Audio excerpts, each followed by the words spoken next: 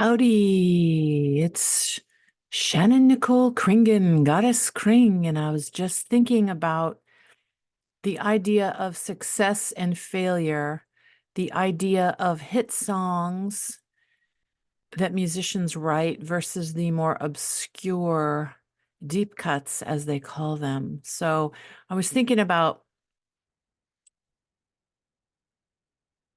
the artist's body of work, whether somebody is a musician or a painter, a singer, a dancer, an actor, whatever somebody is creating and expressing. I have witnessed people that are perfectionistic to the point where they procrastinate and then they don't finish their work, or they, people in my family that are creative, witnessed or modeled to me certain things. I don't want to say anything to dismiss myself or other people. I want to share something that's empowering and positive. My social media presence, I want it to be something that is inspirational and uplifting if possible, or entertaining to say the least, or at the least. This is improv monologue, so forgive me if I say anything that I want to edit later. But I don't want to be so perfectionistic that I could have never done my public access TV show if I was a perfectionist, because I would have been so busy editing, because I did my show every week for 15 years called Goddess Kring, and it was improvisational monologues and body paint and just saying things off the top of my head, sometimes reciting poems that I wrote that I had memorized, but mostly I made things up off the top of my head. And I think there's a famous experiment where an instructor told the students to make one clay pot, really, really good clay pot, and they were graded on that at the end of the 8-week class. They were graded on one clay pot that they made. And then the other group of students were told, make as many pots as possible throughout the course of 8 weeks, and you will be graded based on the overall. Actually, no, you were graded on how many pots you made. So if you made the more pots you made, the better. And your grade would be higher if you put a lot of effort into making lots and lots of clay pots. And what happened was, the people that were told to just make one amazing pot, their pots were pretty good, but not as good as the people that were told to just make tons and tons and tons and tons of pottery, because they were just practicing constantly and not worried about how brilliant and perfect something was. So they just did a whole bunch of art. And so I feel like that's generally true. I don't want to speak for other people, but for me, I think that is good, because when I paint or make video monologues or write poems and turn them into music, I feel like the more I do it, the better I get. And so if the end goal is to be good and win a contest, I guess that's one way of looking at it. But for me personally, I'm not going to speak for other creative people. You should do whatever you think is best for yourself. But for me personally, all of the artists that I admire, like some of my favorite visual artists are yayoi kusama from Japan and hundertwasser from Austria. Those are two of my favorite artists, and Gaudi from Spain, three of my favorite artists. And even Picasso, who is very famous. Most people know who Picasso was. They were all very prolific and made tons and tons and tons of work. And some of my favorite musicians are Tom Petty and Tori Amos and Bob Dylan and Neil Young.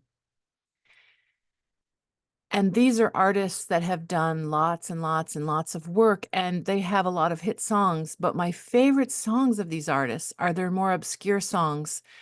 Tom Petty has a song called Luna, which is a very unusual song, and I love it so much. And Neil Young, some of his, he has a 10-minute song called Change Your Mind. And Bob Dylan, he has his newer music. There's one called Highlands, which is like a 10 or 11-minute song, and I love it. And some of these artists, I don't think that they could make, and Tori Amos has a song called Bats that I love. And it's not really very famous. And it's a newer song called Bats. And there's one called Bang. There's Bang, Bats, and Climb. Those are three of my favorite newer Tori Amos songs.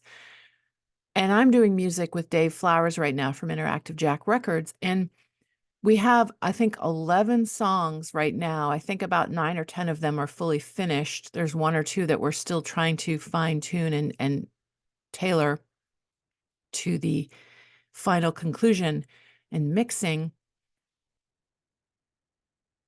But I will say that the full body of, I mean, I've only done a little bit of music in my life. I've always wanted to do music since I was 11 years old. And finally, I'm doing it now in my 50s because I dabbled in music. I wrote poetry from age 13, and I took piano lessons from age 9 to 11 off and on.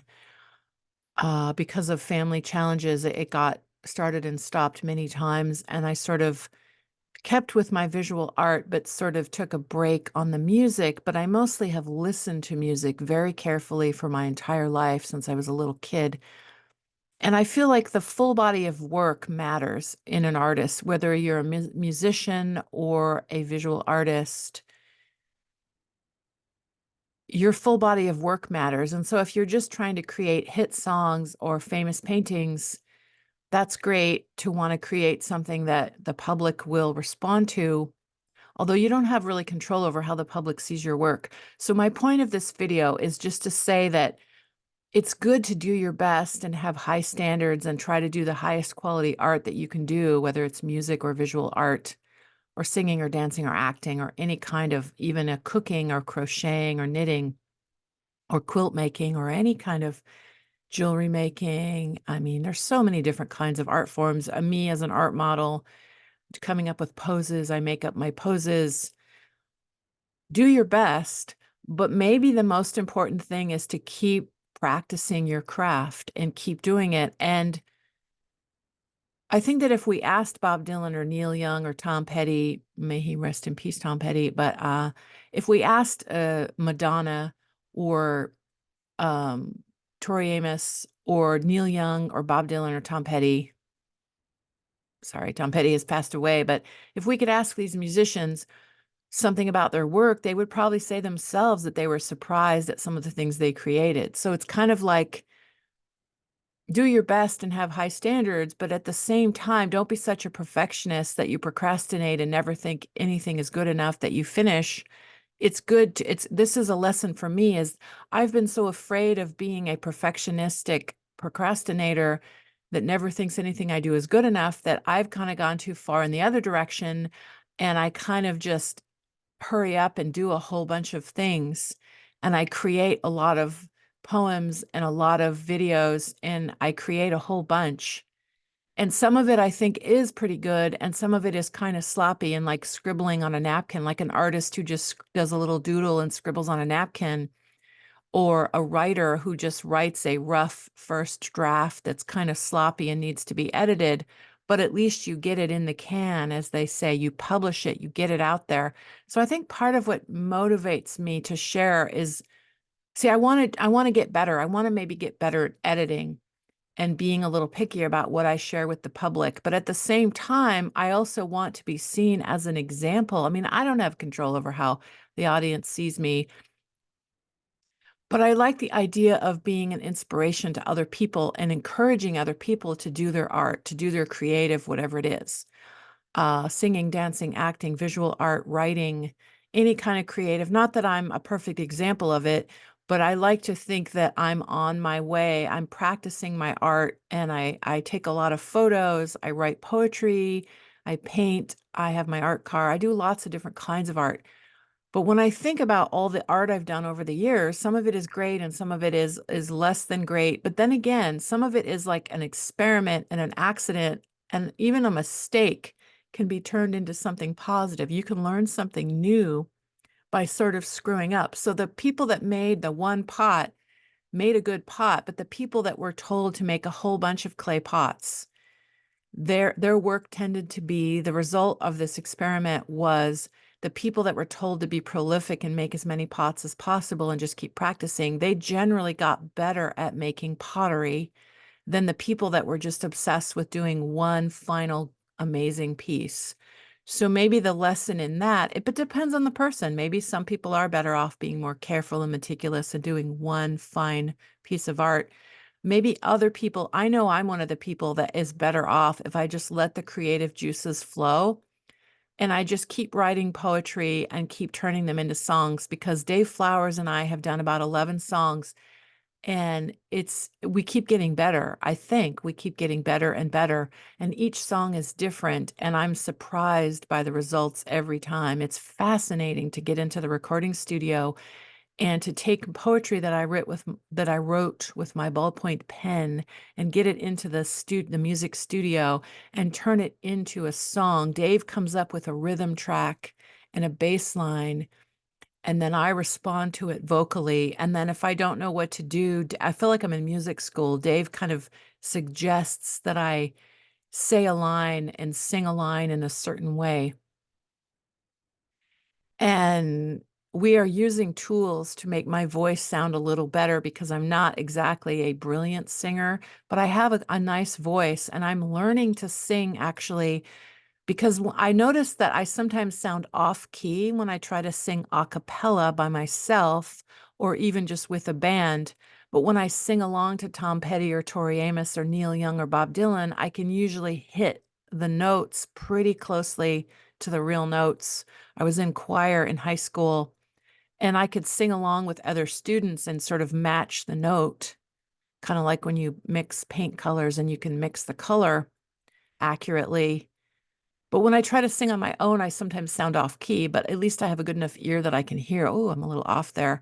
And so I've noticed that I'm teaching myself to sing and hit the right notes when Dave Flowers and I record, and then we do things to tune up my voice and make it sound a little bit more perfect on the songs where it isn't.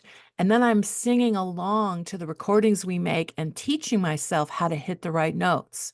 And so I'm trying to figure out if I can do it a cappella. So I'm just giving you an example of, because Mike Campbell, Tom Petty's guitarist, recently talked about, he wrote the song Boys of Summer that Don Henley recorded, and he talked about how that song almost didn't happen, and he played it for Tom, and Tom didn't quite think it would fit with Tom Petty and the Heartbreakers, and then Don Henley wanted it, and they turned it into something different with Don Henley than it would have been with Tom Petty and the Heartbreakers. And just an example of that, they had all kinds of technical problems with the 4-track machine or cassette player, because that was back in 1984 when they didn't have all the digital stuff. So just an example of don't give up. You keep doing your work, do your work, and keep writing songs or painting or writing or doing whatever creative thing that you do. And then do your best, but don't give up. And then if something is not brilliant, keep going on to the next. Like I found that for myself, to try to make something perfect and keep perfecting it doesn't work as well for me as doing as good as I can and thinking, okay, well, this is good enough. Let's publish this, and then let's move on and do another song. So I think that I wonder if most creative people are better off. Like, don't be a perfectionist, but also don't be a perfectionist, but then don't be so sloppy that you're like, good enough, and you're just putting out a lot of stuff that is not your best work. But then again, there's something to be said for making a mistake and showing people, going, look, this is my rough draft. This is before I edited it, to encourage people that the creative process is a messy process, and that you have rough drafts and you have mistakes and you have messes that you create, but that might turn into an amazing work of art later on. Or I feel like some of the poems I've written that are not as good as my best poems have helped me get to, because when I do these improvisational monologues, some of the stuff I say is repetitive and people go, oh, Shannon, we've heard this before. Oh, you're repeating yourself. Like, I listen back to these monologues and I think, oh, I've already said that. I don't need to say that again. But then there's a gem then later on, because we're going to make a documentary about the goddess Kringen, and we're going through a lot of my old footage, and I'm noticing that every once in a while I say something new and like, wow, that was really insightful. And then I say a bunch of repetitive things or obvious things that I said before that I maybe don't need to say. But if I edit myself, before I say it, I could never say, I don't think I could do my improv monologues. I mean, that's the whole point of an improv monologue is that you ramble on, so to speak, but you get gems that come out of your mouth every once in a while, mixed in with the redundant, repetitive, cliche things I've said before, things that are obvious that sometimes when I do these monologues, I feel like I'm talking to somebody who's never heard me before, like as if, hi, everybody, my name is Shannon, and you've never seen me before, even though a lot of people have seen a lot of my videos. I guess that's why I do that. Like I assume that somebody new is here and they've never seen me.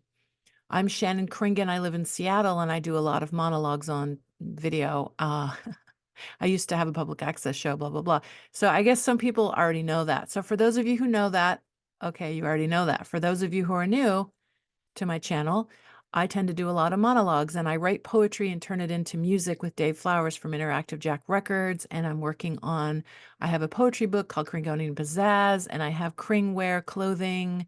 I paint abstract designs onto clothing, and I'm wearing my jester hat today with bells on it. There's a bell. Okay. Bells on my hat. So thanks for listening, and I'll just wrap it up. I'll just say keep on keeping on, do your creative thing.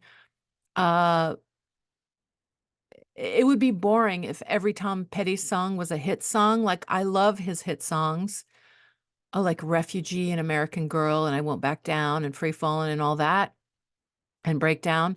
But his song Luna is great. You and I Will Meet Again. His whole the last album they did, Hypnotic Eye, has all kinds of great songs like Shadow People and Full Grown Boy and Fault Lines and all kinds of really cool songs, and Bob Dylan's song Highlands and Tori Amos's Bats Bang and Climb, and Tori Amos song called Pancake that I love. Neil Young, I love his album called Lenoise, which is from 2010. Just there's so many like these artists that I admire. It's their more unusual, obscure songs. My friend loves Prince. Dave Flowers loves Prince as much as I love Tom Petty, who widens my jetty. And there's a Prince album called Crystal Ball that I really like that's more obscure. I love When Doves Cry and Purple Rain and all of that. But when you hear Crystal Ball, it's pretty interesting stuff. Like, I like the more unusual experimental things that artists do. People like Bjork. Most of her work is experimental, and there's sort of hit Bjork songs, and then there's more unusual Bjork songs. Army of Me and Human Behavior and all those kind of songs. And just, I don't know, I'm just rambling, but I'll say that sometimes I think for an artist to do their best work, they need to just have the channel flowing and the channel open. And you just surf the waves and see what happens. That's just some idea that I had. And don't worry so much about success or failure. Depending on who you ask, something is successful or failing. Also, I recently released my poetry book and a CD. We're releasing soon a CD of our music, although most people just stream music. So when I say we're releasing a CD, I'm actually copying and pasting my own handmade CD that I'm giving family and friends. And I've recently sold about 5 copies of my poetry book and a couple copies of my CD, but I'm not motivated by making tons of money or a profit with this. I'm happy if somebody wants my poetry book and my CD of music or stream my music online to just reimburse me for the cost. So I'm not really as motivated by profit, although of course, as an artist, it would be nice to make a living with my art.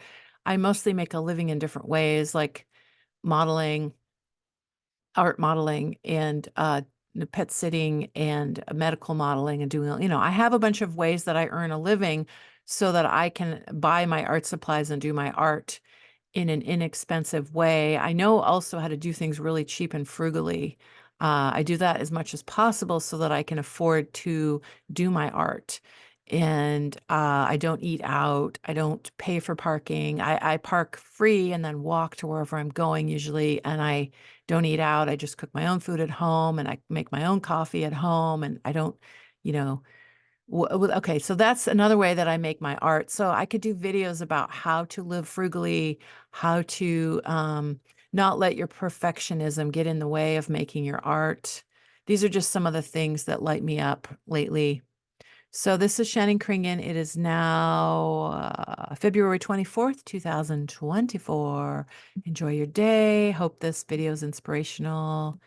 And thanks for liking and following me. And I'm excited about the Art Car Houston trip, April 2024. We're going to the Art Car Houston Parade and Festival, my friends and I. And I'm going to continue making art and music and poetry and videos and photography and all that jazz. Thank you so much for, I think the next song we do might be jazzy. I love to do jazzy style songs. And my friend just got a kitten and he named her Jasmine. That's kind of where I got the inspiration to write the song Jasmint. Jasmint, Jazzman, Jasmine. I like to take words that are similar and rhyme them together. And I forgot what that's called. Is that alliteration? I forgot what alliteration means. But I love to write. I love the sound of words and to play with double entendres and metaphors and things that rhyme. So there it is. Bye for now. Thanks for being here with me. Feel free to write me with questions or comments, and I will respond. There it is. Bye for now.